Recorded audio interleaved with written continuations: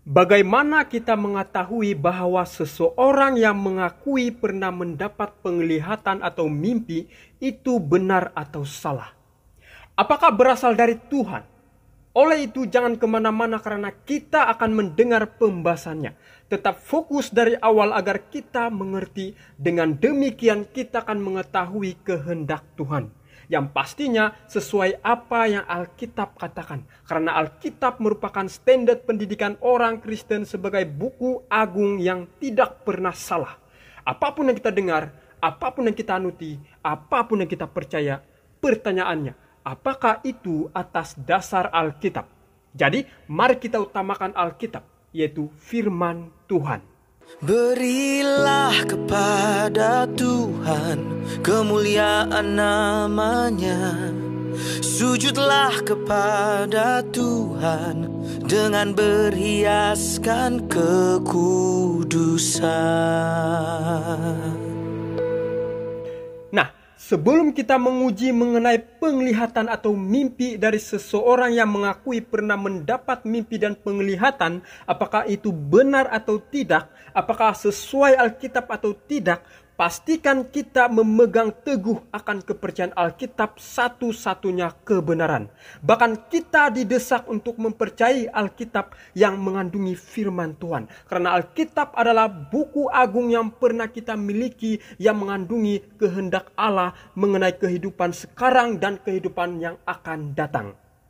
Abraham Lincoln pernah berkata, sehubungan dengan buku agung ini, saya hanya dapat berbicara bahwa ini adalah buku terbaik yang pernah Tuhan berikan kepada manusia. Jadi, kalau kita sudah akui bahwa Alkitab satu-satunya kebenaran, maka kita juga akan percaya bahwa Alkitab mampu membuktikan mana penglihatan dan mimpi yang berasal dari Tuhan atau tidak. Dan sudah pasti apa yang tidak sesuai dengan Alkitab itu harus kita hindari. Kalau di Perjanjian Lama, mimpi dalam terjemahan King James Version adalah dream, yang dalam bahasa Ibrani shalom.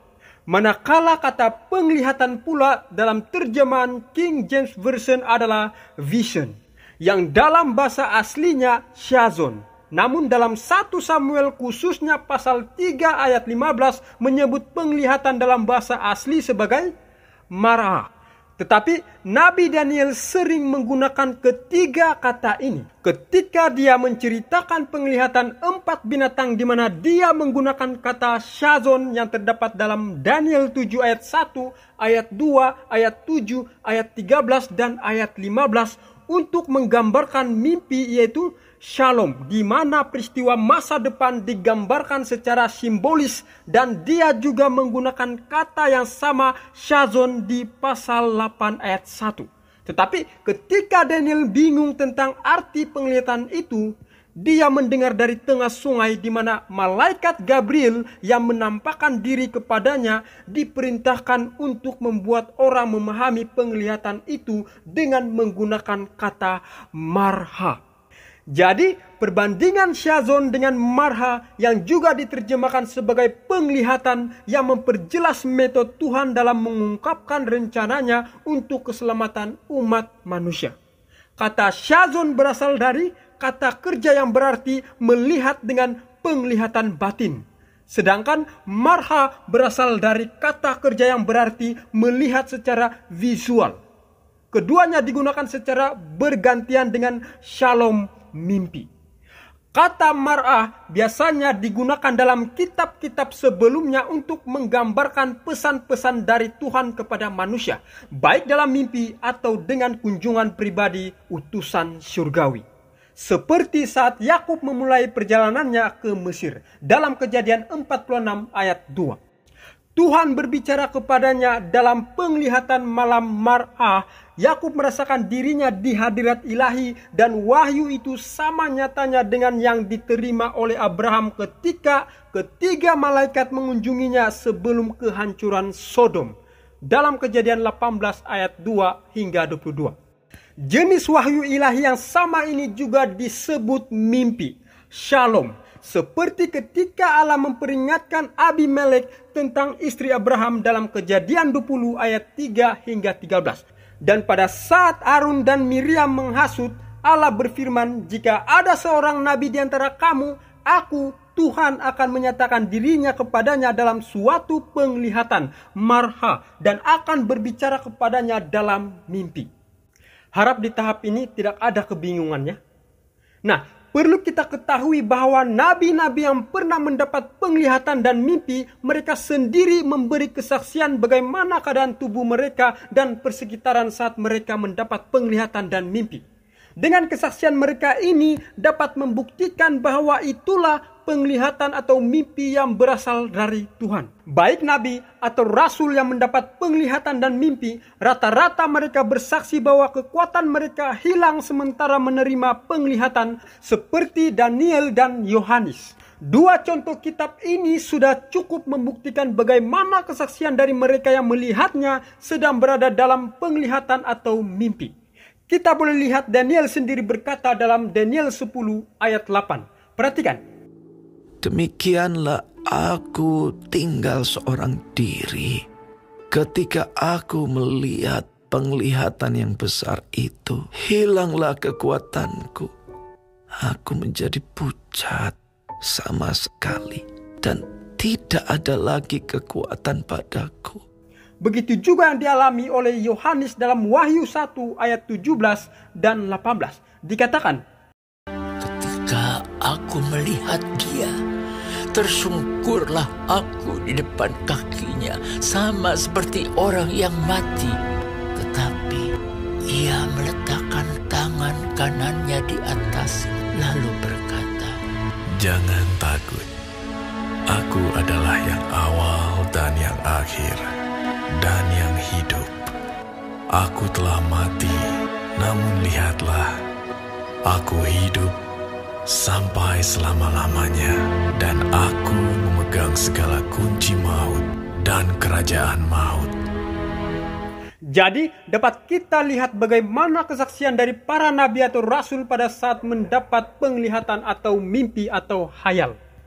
Dalam buku yang bertajuk Life Incidents Battle Creek Match, Steam Press halaman 272 mengatakan keadaan saat seseorang yang mendapat penglihatan atau mimpi yang berasal dari Tuhan, yaitu dia benar-benar tidak menyadari segala sesuatu yang berlangsung di sekitarnya. Kedua, dia tidak bernafas. Hal ini telah berulang kali dibuktikan dengan menekan dada dan dengan menutup mulut dan hidungnya.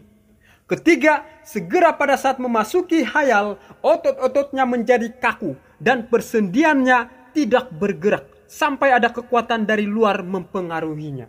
Bila selesai mendapat khayal di siang hari atau di ruang yang terang di malam hari, semuanya benar-benar gelap. Kekuatannya untuk membedakan hal yang paling terang sekalipun yang berada beberapa inci dari matanya akan kembali, tetapi secara perlahan-lahan. Allah menyampaikan pekabaran kepada para nabi melalui mimpi, penglihatan, malaikat, dan berbicara langsung. Tetapi ingat, setan juga dapat menggunakan cara yang sama untuk menyampaikan pekabaran. Oleh itu, bagaimana kita mengetahui bahwa seseorang yang mengakui pernah mendapat penglihatan atau mimpi, apakah benar atau salah? Apakah berasal dari Tuhan?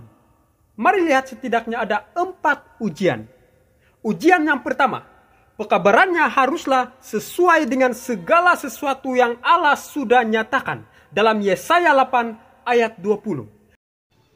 Carilah pengajaran dan kesaksian. Siapa yang tidak berbicara sesuai dengan perkataan itu, maka baginya tidak terbit fajar. Nabi-nabi dalam Alkitab lulus dalam ujian ini tanpa adanya masalah. Meskipun pekabarannya mereka terima bertaut beberapa abad lamanya, namun ada kesamaan dan kebulatan tema dari pekabaran mereka. Ujian yang kedua, yaitu ketika seorang nabi menubuatkan sesuatu itu, haruslah terjadi. Yeremia 28 ayat 9. Tetapi mengenai seorang nabi yang bernubuat tentang damai sejahtera, jika nubuat nabi itu digenapi, maka barulah ketahuan bahwa nabi itu benar-benar diutus oleh Tuhan. Lalu berkatalah Elia, orang Tisbe, dari Tisbe Gilead, kepada Ahab, "Demi Tuhan yang hidup, Allah Israel yang kulayani, sesungguhnya tidak akan ada embun atau hujan pada tahun-tahun ini, kecuali kalau kukatakan." Ujian ketiga adalah semua tujuannya sama seperti dalam keseluruhan Alkitab, semua tentang Yesus. Demikianlah kita mengenal Roh Allah. Setiap roh yang mengaku bahwa Yesus Kristus telah datang sebagai manusia berasal dari Allah. Lukas 24 ayat 44. Ia berkata kepada mereka, "Inilah perkataanku yang telah kukatakan kepadamu ketika aku masih bersama-sama dengan kamu, yakni bahwa harus digenapi semua yang ada tertulis tentang aku dalam kitab Taurat Musa dan kitab Nabi-Nabi dan kitab Mazmur." Ujian keempat, seorang nabi yang benar atau seorang yang diizinkan Tuhan mendapat mimpi atau penglihatan yang benar harus hidup sesuai dengan pengajarannya. Waspadalah terhadap nabi-nabi palsu yang datang kepadamu dengan menyamar seperti domba. Tetapi sesungguhnya mereka adalah serigala yang buas. Dari buahnya lah kamu akan mengenal mereka. Dapatkah orang memetik buah anggur dari semak duri, atau buah ara dari rumput duri? Ibrani 3 ayat 5, dan Musa memang setia dalam segenap rumah Allah sebagai pelayan untuk memberi kesaksian tentang apa yang akan diberitakan kemudian. Jadi, dapat kita lihat setidaknya ada 4 ujian yang dipaparkan mengenai penglihatan atau mimpi dari seorang nabi atau dari seorang yang mengakui pernah mendapat mimpi dan penglihatannya, apakah itu benar atau tidak. Yang pertama, tulisan-tulisannya selaras dengan kebenaran Alkitab. Kedua, nubuatan-nubuatannya pasti terjadi kecuali yang bersyarat. Ketiga, dia selalu mengagungkan Yesus. Dan yang keempat, kehidupannya selaras dengan pekabarannya dengan kehendak Tuhan. Saudara dan saudari, mimpi sering muncul dalam Alkitab. Dalam banyak keadaan, mimpi digunakan oleh Tuhan untuk menghantar message penting. Tuhan berkomunikasi dengan kita dalam pelbagai cara. Dia mungkin berbicara dengan Anda secara langsung sebagai tindak balas terhadap doa Anda atau secara senyap-senyap membimbing Anda ke arah yang betul. Tetapi jika kita tidak mendengar peringatan Tuhan, Dia akan mengirimkan petunjuk dalam mimpi ketika kita tidur. Dalam mimpi, dalam penglihatan waktu malam, bila orang nyenyak tidur, bila berbaring di atas tempat tidur, maka Ia membuka telinga manusia dan mengejutkan mereka dengan teguran-teguran. Namun, ada perbedaan dalam bagaimana kita menerapkan kebenaran ini pada zaman sekarang. Satu hal yang kita harus ingat adalah bahwa Alkitab telah sempurna, telah mencakupi segala yang perlu kita tahu dari dulu, sekarang, sampai kekekalan. Hal ini bukan berarti Allah tidak melakukan mukjizat atau berbicara melalui mimpi pada zaman sekarang. Perbedaannya, Allah telah mengungkapkan jalan yang Dia tentukan untuk berurusan dengan manusia dari masa sekarang sampai kepada kekekalan melalui Alkitab.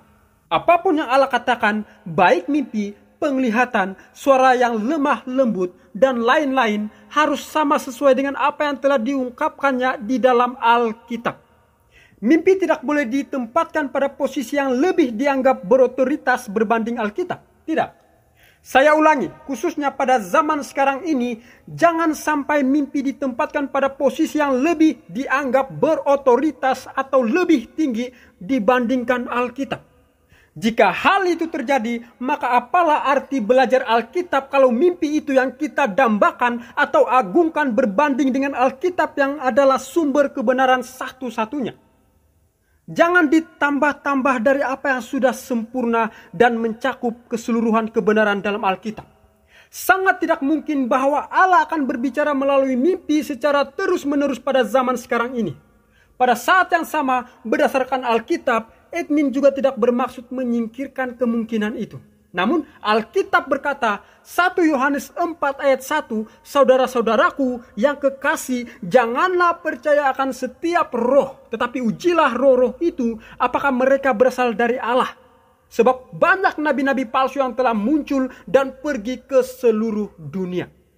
Saudara dan saudari, Pertanyaannya sekarang, apakah seseorang yang mendapat mimpi atau penglihatan pada zaman sekarang ini, saat mereka mendapat penglihatan atau mimpi, mereka ada rujuk Alkitab? Apakah mereka ada rujuk Alkitab sebelum menyebarkan kesaksian itu kepada dunia? Apakah ada? Tanyalah kepada mereka.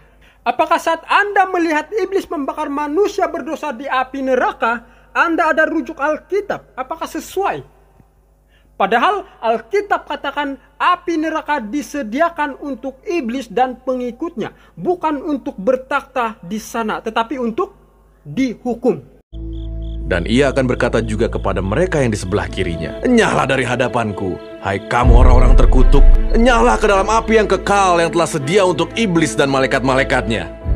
Tidak ada dalam Alkitab iblis bertakhta di neraka dan bekerja menghukum manusia yang berdosa. Tidak ada. Karena yang nyata adalah iblis takut dengan api neraka. Hanya Allah saja yang berhak menghukum manusia yang berdosa, bukan iblis. Satu hal yang harus kita ingat, bahwa Allah menyampaikan pekabaran kepada para nabi melalui mimpi, penglihatan, malaikat, dan berbicara langsung. Tetapi musuh itu, yaitu setan, juga dapat menggunakan cara yang sama untuk menyampaikan pekabaran. Hal itu tidak usah mengherankan. Sebab iblis pun menyamar sebagai malaikat terang. Jadi, marilah mulai sekarang ini kita didesak untuk selalu menguji mimpi yang mungkin kita alami. Atau menguji mereka yang memberi kesaksian pernah mendapat mimpi atau penglihatan. Dan apakah berasal dari Tuhan?